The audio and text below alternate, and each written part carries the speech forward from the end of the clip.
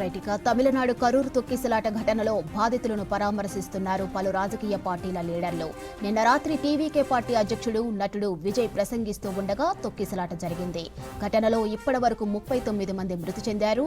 మృతుల్లో 10 మంది చిన్నారులు, 17 మంది మహిళలు ఉన్నారు.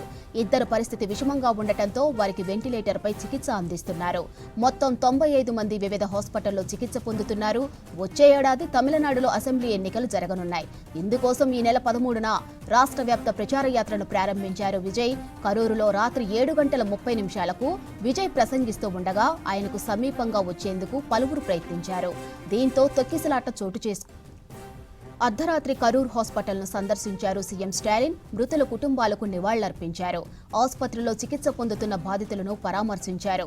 తమిళనాడు రాష్ట్ర చరిత్రలో ఒక రాజకీయ పార్టీ నిర్వహించిన కార్యక్రమంలో ఇంత పెద్ద సంఖ్యలో ప్రజలు ఎప్పుడూ ప్రాణాలు కోల్పోలేదన్నారు స్టాలిన్. తాను తీవ్ర బాధతో హాస్పిటల్లో నిలబడి ఉన్నట్లు చెప్పారు.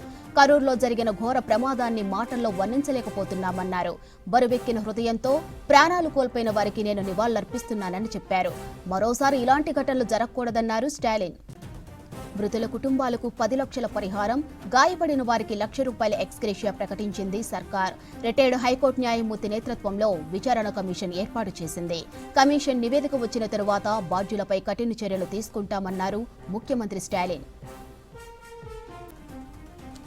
తమిళనాడు కరూరు తొక్కిసలాట ఘటనలో మొత్తం 95 మంది వివిధ హాస్పిటల్లో చికిత్స పొందుతున్నారన్నారు తమిళనాడు ఆరోగ్య కార్యదర్శి Senthil Kumar.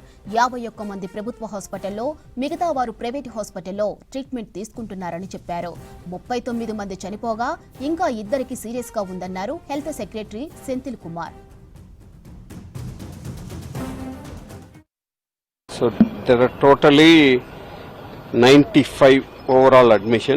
51 are here in the hospital, except one. Others are in stable condition. One we are doctors or specialists have been mobilized to look after them.